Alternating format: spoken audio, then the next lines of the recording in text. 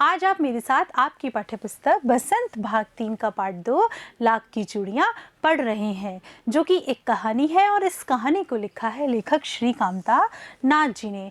बच्चों, आप ये कहानी मेरे साथ पिछले भागों में पढ़ चुके हैं तथा इस पाठ पर आधारित अभ्यास प्रश्न भी हल कर चुकी हैं। बच्चों, आज आप मेरे साथ इस भाग में भाषा की बात पर आधारित अभ्यास प्रश्न हल करने वाले हैं। चलते हैं हमारे भाषा की बात के प्रश्न की तरफ। देखते हैं क्या है पहला प्रश्न। बदलू को किसी बात से चिढ़ थी तो कांच की चूड़ियों से, और बदलू स्वयं कहता है जो सुंदरता कांच की चूड़ियों में होती है वह लाख में कहाँ संभव है। ये पंक्तियां बदलू की दो प्रकार की मनोदशाओं को सामने लाती हैं। दूसरी पंक्ति में उसके मन की पीड़ा है और व्यंग भी। हारे हुए मन से या दुखी मन से अथवा व्यंग में बोले गए वाक्यों के अर्थ सामान्य नहीं होते। कुछ व्यंग वाक्यों को ध्यानपूर्वक समझकर एकत्र कीजिए और उनके भीतरी अर्थ की व्याख्या करके लिखिए। बच्चों, आपको क्या करना है, आप सबसे पहले यह वाक्य ध्यान से पढ़िए।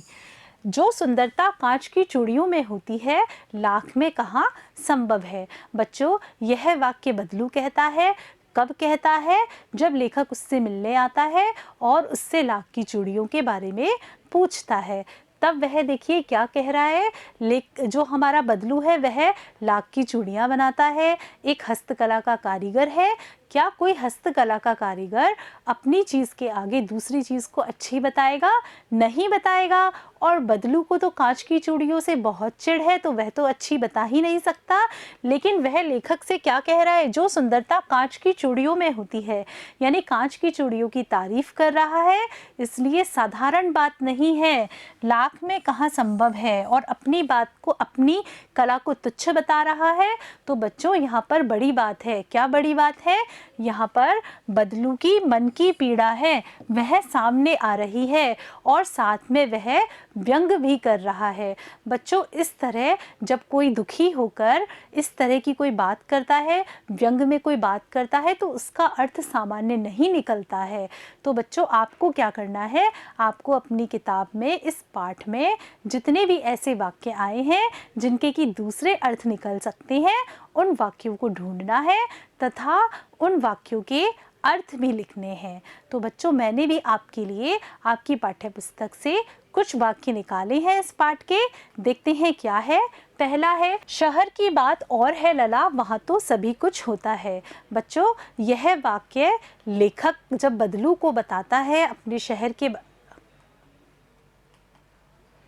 बच्चों, यह वाक्य देखिए। इस वाक्य में लेखक हमारा बदलू से मिलने जाता रहता है, उसका बहुत सारा समय बदलू के पास ही गुजरता है। तब हमारा लेखक बदलू को शहर के बारे में बताता है। तब बदलू शहर की तरफ व्यंग करते हुए यह वाक्य कहता है। इस वाक्य में वह शहर के खुलेपन की तरफ व्यंग कर रहा है कि शहर में किस तरह का खुला व्यवहार होता है, तथा गांव के मर्यादित व्यवहार के बारे में बता रहा है। शहर और गांव की परंपरा तथा रीति रिवाजों में बहुत अंतर होता है। शहर की परंपरा और रीति रिवाजों में जहां खुलापन होता है, वहीं गांव की परंपरा और रीति रिवाज मर्यादित होते हैं। बच्चों, इस व्यंग वाक्य के द्वारा हमारे बदलू ने यही हमें बतलाना चाहा है। चलते हैं अगले वाक्य। लाख की चूड़ियाँ पहने तो मूछना आ जाए। बच्चों, हमारा लेखक हर गर्मियों की छुट्टी में बदलू से मिलने जाता है और उसका बहुत सारा समय बदलू के पास ही निकलता है। तब वह बदलू को बताता है कि शहर की सारी स्त्रियां अपने हाथों में कांच की चूड़ियां ही पहनती हैं, लाख की नहीं पहनती हैं। उस समय बदलू व्यंग करते हुए कहता है, लाख की चूड़ियां पहने तो मूछना आ जाए। तब बच्चों, यह वाक्य कहा जाता है, तो इसका क्या अर्थ है देखते हैं। लाख की बनी चूड़ियाँ मजबूत और ठोस होती हैं। ये चूड़ियाँ हाथों में पहनने पर भारी प्रतीत होती हैं, जबकि कांच की चूड़ियाँ अपेक्षाकृत हल्की होती हैं। शहर की महिलाओं की कलाइयाँ ग्रामीण महिलाओं की अपेक्षा नाजुक होती है, इसलिए वे लाख की चूड़ियों का भार नहीं सहन कर सकती। देखते हैं अगला वाक्य। मशीनी युग है ना लला, आजकल सब काम मशीनों से होता है। बच्चों, जब लेखक बदलू से मिलने 8 या 10 वर्षों के बाद जाता है, तब वह जाकर देखता है कि बदलू ने लाख की चूड़ियाँ बनाना बंद कर दिया। तब वह बदलू से पूछता है कि आपने चूड़ियाँ बनाना क्यों बंद कर दिया। तब बदलू व्यंग्यवश यह वाक्य कहता है, व्यंग के रूप में यह वाक्य कहता है, मशीनी युग है ना लला। यानी मशीनों के बारे में बताता है कि आज के ज़माने में सारा काम मशीनों से होने लगा है, इसलिए उनकी हस्तकलाओं को कोई भी पूछने वाला नहीं है।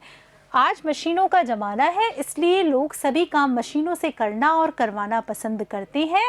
मशीनों से बनी चीज़ों को पहनने का ही शौक़ रखते हैं। इससे हस्तकला के कारीगरों का जीवन कितना प्रभावित होता है, इसकी चिंता कोई भी नहीं करता है। चलते हैं अगले वाक्य की तरफ। गाय कहाँ है लला, 2 साल हुए बेच दी, उसे कहाँ से खिलाता। बच्चों, यह भी एक व्यंग्य वाक्य है। जब लेखक बदलू से मिलने जाता है और बदलू की स्थिति खराब देखता है, बदलू उसका स्वागत करता है, उसे आम खिलाता है, तब उसे अचानक गाय और गाय की दूध की मलाई याद आती है। तब वह लेखक बदलू से गाय के बारे में पूछता है। तब बदलू गाय के बारे में व्यंग करते हुए क्या कहता है, गाय कहाँ है लला, 2 साल हुए बेच दी, उसे कहाँ से खिलाता। इसमें जो बदलू है वह यह बताना चाह रहा है कि उसकी खुद की स्थिति इतनी खराब है कि उसके पास खाने के लिए दाने नहीं है। ऐसे में वह गाय को कैसे पालता, कैसे खिलाता। बदलते ज़माने में कांच की चूड़ियों के सामने लाख की चूड़ियाँ खरीदना और पहनना अब कोई पसंद नहीं करता है। धंधा बंद हो जाने से खुद के खाने की समस्या हो गई है, तो ऐसी स्थिति में वह गाय को कहाँ से खिलाता। चलते हैं अगले प्रश्न की तरफ। गांव की बोली में कई शब्दों के उच्चारण बदल जाते हैं। कहानी में बदलू वक्त को बखत, उम्र को उम्र कहता है। इस तरह के अन्य शब्दों को खोजिए जिनके रूप में परिवर्तन हुआ हो, अर्थ में नहीं। इसमें बच्चों आपको क्या करना है, आपको कुछ ऐसे शब्द ढूंढने हैं जो कि हमारे उच्चारण की दृष्टि से बदल गए हैं। यानी हम क्या करते हैं, अगर किसी शब्द के उच्चारण में हमें कठिनाई लगती है तो हम उसे जोड़ तोड़ करके सरल कर लेते हैं। तो आपको ऐसे ही शब्द देखने हैं, ऐसे ही शब्द ढूंढने हैं जो कि हमने उच्चारण की दृष्टि से बदल दिए हैं, लेकिन उनका अर्थ नहीं बदला है। देखते हैं कौन कौन से हो सकते हैं वह शब्द। जैसे कि देखिए, ग्राम मूल शब्द है हमारा ग्राम, लेकिन हमें इससे उच्चारण में थोड़ी परेशानी होती है तो हमने क्या कर दिया, गांव। बोलने में बहुत सरल हो गया। फिर देखिए, वक्त मूल शब्द हमारा है वक्त, लेकिन इसे किस तरह से बोला जाता है अब, बखत। यानी जिन लोगों को इसका इस तरह उच्चारण करने में परेशानी आती है वो इसे वक्त बोलते हैं। उम्र, उम्र को उम्र में बदल दिया। भैया, भैया को भैया। मर्द को मर्द, क्योंकि उच्चारण करना बहुत सरल हो गया। गृहिणी, गृहिणी का हो गया घर वाली, क्योंकि गृहिणी बोलने में हमारी जीभ पर थोड़ा सा जोर पड़ता है और हमें उच्चारण करने में दिक्कत आती है। सब लोग बहुत अच्छा उच्चारण नहीं कर सकते, इसलिए इन शब्दों के परिवर्तित हो जाते हैं, इन शब्दों के रूप परिवर्तित हो जाते हैं।